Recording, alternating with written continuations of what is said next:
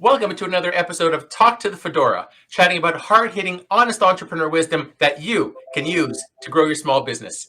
I'm your host, Jarrod Goldsmith from eSAX Virtual Events, and today we're very pleased to be welcoming two wonderful guests, both business and community leaders in their own right, who recently collaborated by co-authoring an Amazon bestseller called Next Station Life, Switching to the Other Side of the Tracks, detailing a long life dedication to inspiring intergenerational synergies. Let's start by introducing one of our co-hosts, Steve Georgopoulos. Steve Georgopoulos attributes much of his success in life, both family and work, to intergenerational synergies. Currently living in his fourth chapter of life, Steve is shifting his vocation from hospitality to writing and research.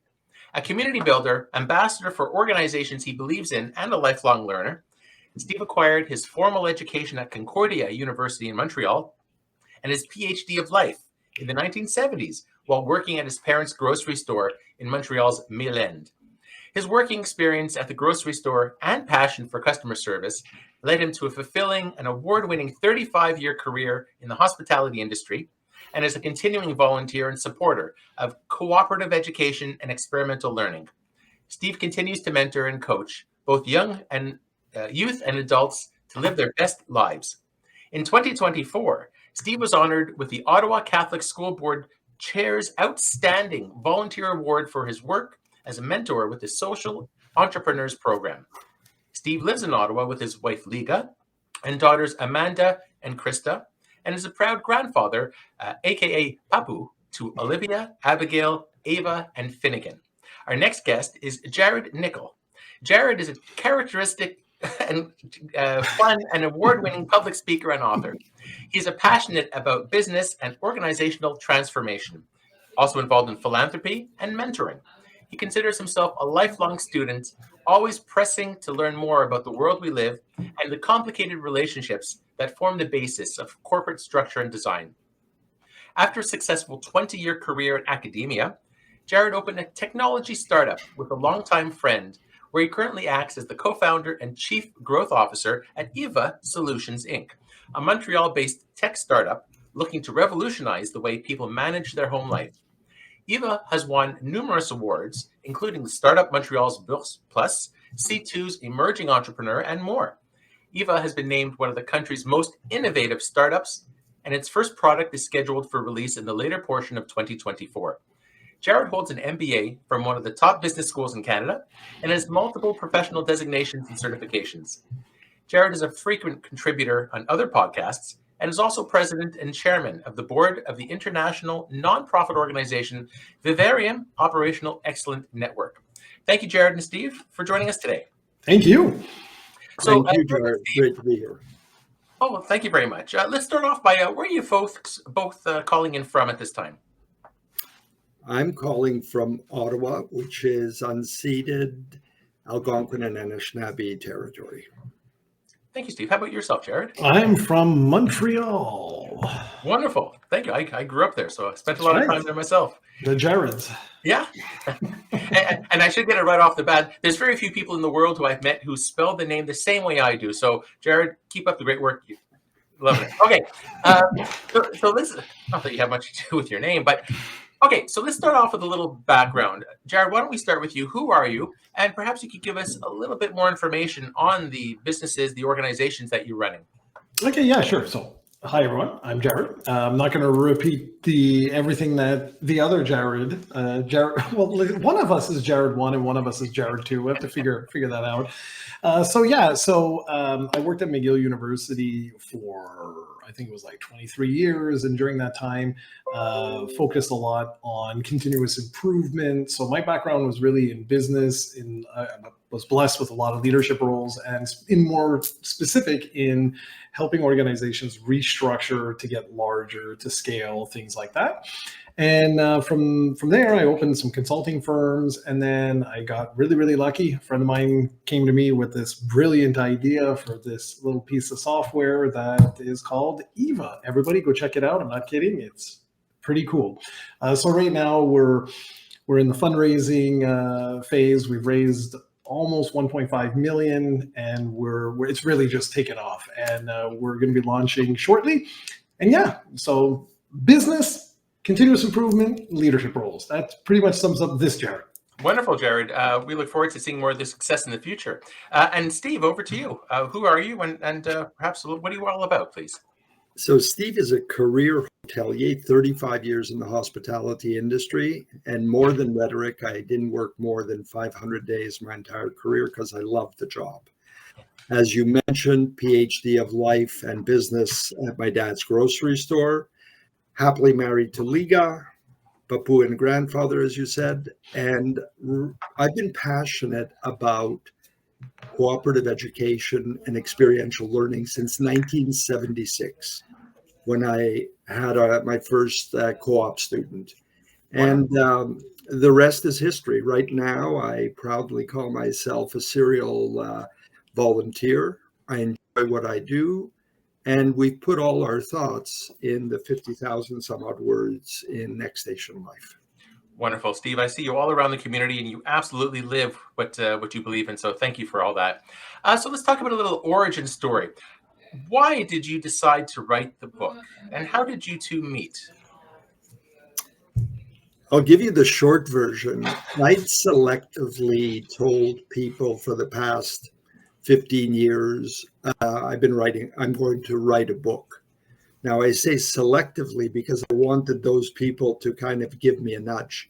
And a few of them gave me a kick in the posterior. Serendipitously and sadly, I met Jarrod at his uncle's funeral. Now, I've known Jarrod his entire life. And I was chatting about a few projects. And of course, as people say, let's get together. But guess what, Jarrod Goldsmith? We did get together.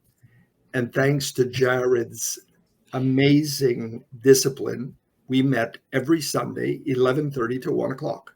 And we did that for 3 years. Wonderful. So Jarrod, is there anything you'd like to add to that? No, I mean, it's more or less that. I had, the only thing on my side was I had just written a children's book. I was doing my MBA at the time, and like you have like little teams that they kind of put you in, and my team was just so amazing. Like, just seriously, you know, you hear the word synergies, we define that. And so we decided to write a book together for kids that was talking about volunteering, mentoring, and higher education. And so it was a really sad moment with the passing of my uncle, but it was very serendipitous, the timing. So like I you know the way it is, especially with like lifelong friends, you meet them at weddings and funerals, unfortunately. And so I hadn't seen Steve probably till the last funeral. And then he was telling me about this book idea, that he wanted to write a book. It was pretty much, that was it. It was, I want to write a book. And I was like, okay, well, I just did it. And so we kind of went from there. Wonderful. Who would resonate most with the book Next Station Life, please? Steve, let's start with you. The short answer is lifelong learners. And I might surprise you, Jarrod, I could speak about this for the next 20 minutes, but really it's those people who are lifelong learners and people who want to shape the present and the future. And as you know, I work with 8-year-olds right up to 92 and a half or 94 and a half year young individuals. And over to you, Jarrod. Yeah, no, I mean, it's kind of funny. For me, I was saying that, you know, there's the way the book is structured, where we have a lot of different, you know, life lessons and things like that around this narrative that we came up with. At first, I was like, you know, like same idea, like, oh, it'll resonate with a certain type of person. But what's been super fascinating is just the plethora of people who have come out and been like, you know, I didn't think this was really going to be for me, but it was. And like certain elements resonated more than others. So now it's kind of funny because I find myself saying, I don't want to say everyone, that sounds very arrogant, but there really is like take home messages for just about everyone, regardless of what your career is or where you are in life. And that's been profoundly humbling. Oh, I could relate to that, Jarrod. When I read the book, there were so many lessons in there that I had to read it several times to actually understand the wisdom of it. Because I pictured myself in some of those circumstances. So it's great opportunity, you're right, to learn from different generations from ours, or not only mine, but everyone's different generation. Yeah. And I understand that the concept of collaboration is ingrained in both of you. But when you go about your volunteering, Steve, or your business with Eva or other adventures, Jarrod, how important is the concept of collaboration? Who's starting? Oh, Jarrod, let's start with you. Okay. So it's really funny. Like my whole career, like I said, I was blessed to have been moved into like different management positions at a really young age. So without lying to everyone who's watching this, I think it was somewhere probably like 23, 24, I had my first management position.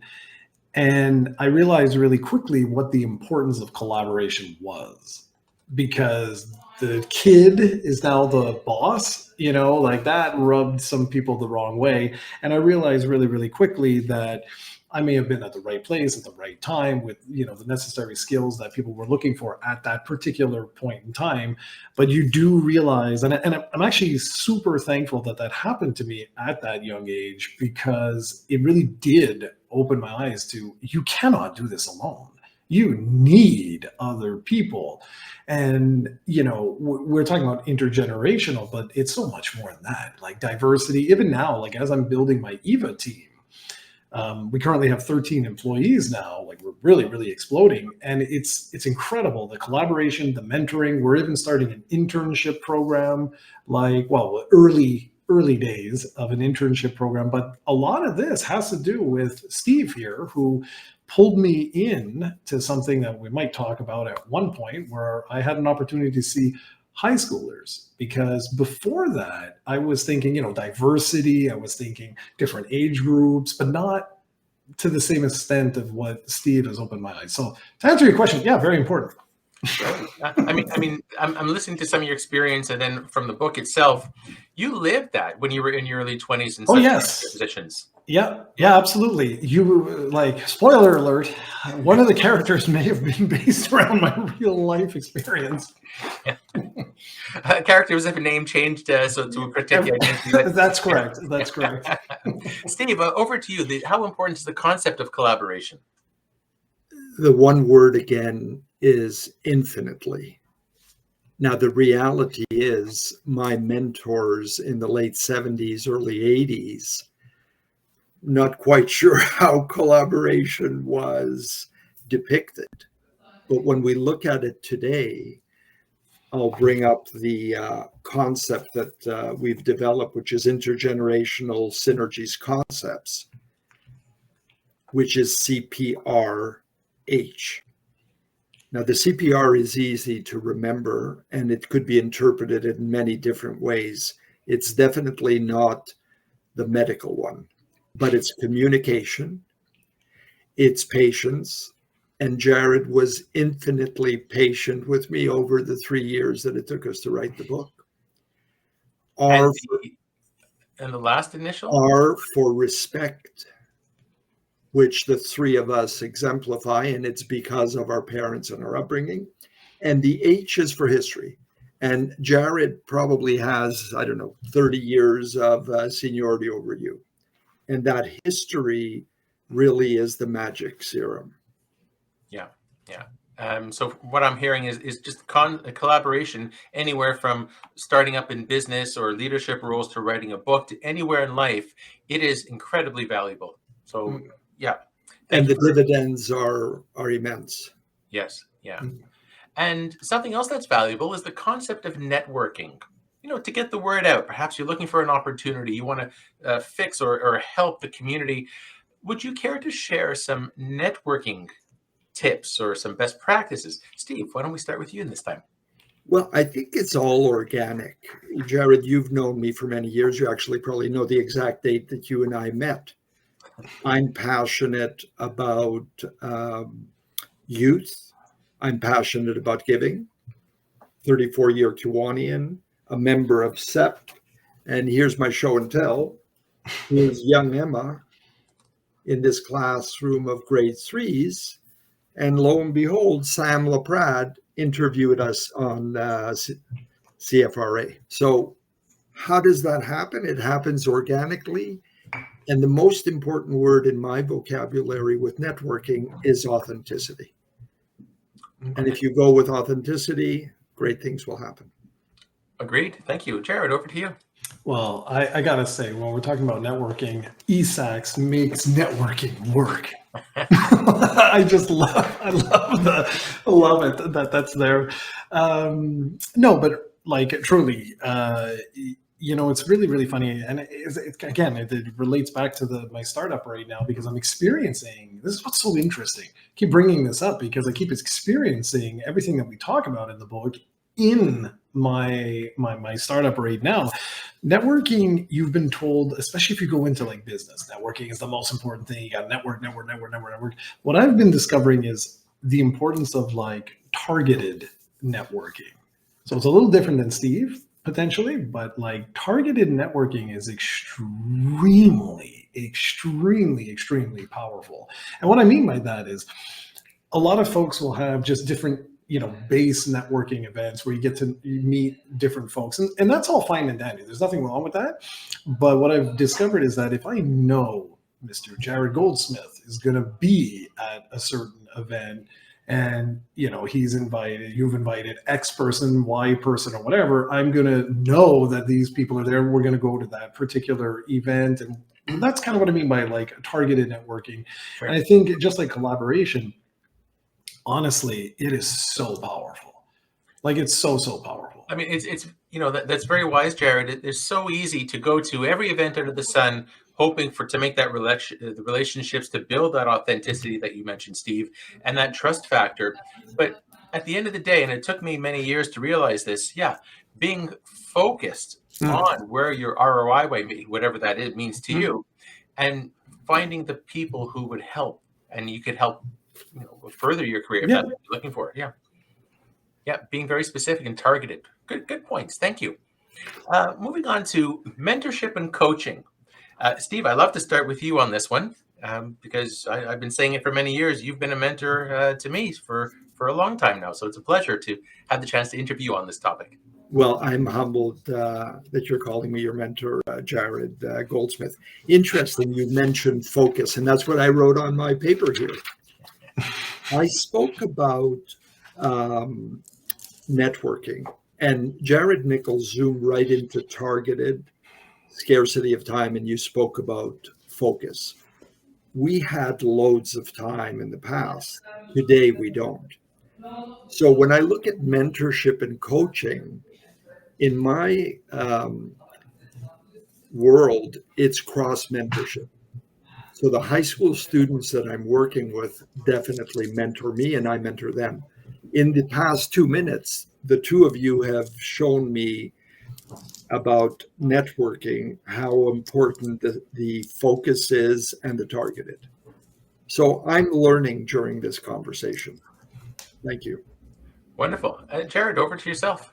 Yeah, I mean, mentoring is a funny thing because it's something in business school everybody tells you, right? Like, oh, I've got a mentor, I've got this mentor, that mentor, the other mentor. And I was sitting there, I'll never forget this. I was sort of sitting now, it may have been like 25 people in the class or what have you. And I just sat back and I was like, well, who's my mentor? Like, what am I doing wrong here? Because everyone was like whipping out like, oh yeah, this is my mentor for marketing. And that's my mentor for this and that. And I kind of felt a little bit silly, to be honest, because I was like, I don't know who my mentor is. Am I supposed to? Like, am I doing something wrong?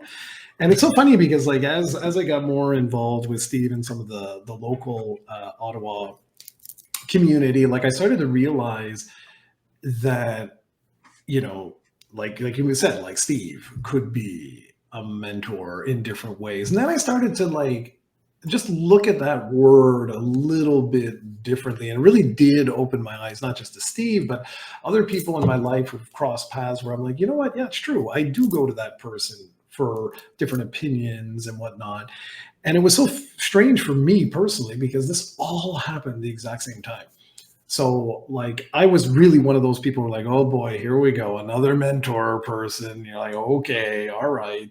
And then all of a sudden I have a whole bunch of students from high school that are sending me like their CV and they're asking for interview advice. And I started to kind of realize like, wow, like I've become a mentor to different people. And these people that I've been working with, they really are mentors. And to Steve's point, of course, like you yourself, right? You're constantly learning.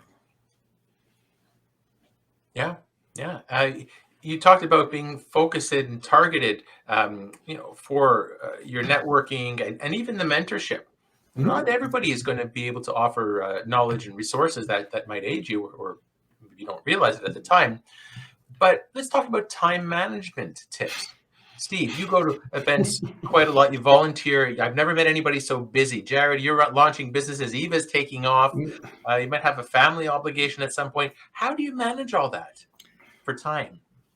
Well, I'm a terrible time manager, and according to some, I'm everywhere and I must have the time. I make the time. I'm used to long hours because of the hotel industry. And now, because of life, I'm becoming much more selective. The challenge becomes, Jarrod Goldsmith, as you and I know, in Ottawa, there's many organizations that are in need, that are at the top of their game. So I'm trying to be selective, and in my seventh decade, I just have to keep healthy and keep on doing what I do. Yeah, you're doing great work, Steve. Keep it up. Jarrod, over to you. I like to joke and say I've had a lot of help from Jack Daniels, but no, that's totally not true. Totally not true. So no, honestly, it's weird. It's really weird. I've been told my whole life that there's something wrong with me in terms of always having energy to do different things. We did a little joke on social media the other day because we got back from a big conference and there were 4 of us. Everyone's younger than me. And it was like, this is me on day 1 of Collision. And then at the end of the conference, everyone was like, this is me at the end of Collision. And everyone's done it. And there's Jarrod. And I'm like, this is me at the end of Collision. Whoa! So I think my energy level is a little different than the norm. I've had 2 jobs pretty much my whole life, like ever since I was really, really young. And I mean, I think it's a combination of that, but I will say something important that is really important for everybody who's listening. No matter how much you love your job, no matter how much you love what you do, you also need to take some time for you. And I've just been reminded of that very recently, like as recently as Friday, just because I haven't had an actual day off in 2 years, like at all. And when you actually take that time to sit down and do a little reading, self-reflection, whatever, you really do feel the difference. And so, I mean, in terms of the how, for me personally, my whole career was in continuous improvement. So like I have everything booked down to the second, including eating. So I actually have in my calendar, eat. If it's not in there, I won't eat. So I have sleep. I have, like, I'm not kidding. People think I'm hoo-hoo. But realistically, like I'm more and more as I'm getting older, like I'm realizing, okay, you do need to disconnect. It's super important. And this is a topic that's becoming more and more prevalent in today's society. The concept of, well, you didn't mention it, but I believe it's tending towards the mental health aspect. Yep. I mean, people launching businesses, community mindedness, everybody's told, you have to work hard to play hard. You have to get out there and make something of it. And if you love what you do, you never work a day in your life. And so COVID, everybody says, turned everything on its side, upended it. And even the concept of mental health. But for those business community leaders, how does one disassociate from their job or their work? Jarrod, let's start with you for this one. Okay, so the truth, what I had to do, I've got an actual week off coming up in a couple of weeks, and here's what I have to do. You have to have faith in something other than yourself, and I'm going to say that word faith. You take that for whatever you want it to mean to you. That could be religious. That could be whatever you want that to mean. But I genuinely believe you have to focus your attention on something other than yourself. And And so what I do is, for my startup, I have a partner, right? Like I have a co-founder. I have to trust that she's going to be able to do this. You have life partners, right? If you really want to disassociate, you have to trust them. And what I do, like in a practical sense, is I literally will leave my phone behind. I am not bringing it with me. Just as a perfect example, like you're lost sometimes. You do, you do, and it's kind of scary, to be honest, because you will realize that you are addicted because you're actually going to go through withdrawal. Like the first 2 days, you're going to be like getting like sweats and stuff. And I'm actually not joking. Like it will happen because you are addicted to these devices now. But by the third day, because it's not a real substance abuse, by around the third day, you start to get this weird, like sort of breeze on you where you're just like, wow, like I'm truly disconnected with everything. And it's liberating, feels great. So this could be a good opportunity to challenge some of our viewers to disassociate start for 4 hours slowly, and then see if you could work it up to a weekend perhaps, or take a trip and just leave the phone at home. The world's going to continue. The sun's going to shine, and it might clear up some of that mental health that we all have to deal with. Steve, what about yourself? If you look at my social media, but 8 years ago, I used to call it a device-free weekend. And I was disciplined. I've changed it to a social media-free weekend because I need this device to get to places for my appointments, for my phone numbers. What Jarrod spoke about addiction, I believe there is a serious addiction cross-generationally. What I challenge the listeners to do, number one, take a read of our book. Define what compartmentalization means to you. I'm very proud that I always used to take March break with my daughters and disconnect. Today, what I have to do, Jarrod, is which of my charities and passions do I exude my energy that as we age is becoming more limited. Yeah, very, very wise. Thank you, Steve. So let's talk about what's next. What's on the other side of the tracks for both of you? Where do you anticipate yourself being in 1 or 3 years from now? Steve, let's start with you. Steve hopefully will have another book within, let's say, 3 years. I continue to research, to speak to like-minded and non-like-minded people. And as a last point, we've spoken about words during this podcast. And Jarrod, you and I were at a meeting yesterday, and there were 3 or 4 words that were tossed around. As a published author now, I'm looking at the meaning of those words and the succinctness. So I'm going to continue my research and writing, and hopefully be a great husband to Liga and a great father and grandfather in Papua. I have no thought to think that you'd be anything other than successful, Steve. Thank you. Jarrod, yourself. That is a very interesting question right now. With everything that has been going on, I legitimately don't know. If you would have asked me like 2 years ago or whatever, I would have probably said something about my career or the book or, you know, something like that. But right now, I am learning to enjoy what comes. And just, I'm on a roller coaster ride right now, and I am letting it go. So seeing where it goes with regards in particular to the book itself, of course. I mean, we want to do some speaking engagements, podcasts such as this. It's such an interesting topic when people read the book and they start talking about intergenerational collaboration, mentorship, volunteering, all of that kind of stuff. And I'd love to continue down that space. A follow-up book. Steve's been, starting early conversations about that and what that would potentially look like. So yeah, life's a ride. Let's just enjoy the journey. Wonderful. It is quite a track, isn't it? So let's talk. We're wrapping up a little bit. So let's talk a bit about some final words of wisdom for others. Steve, why don't you start with this one? Once you read the book, you'll be able to create your own model. At the end of the day, I've told my daughters for many years, make time to smell the roses. And another aspect is who you spend your time with.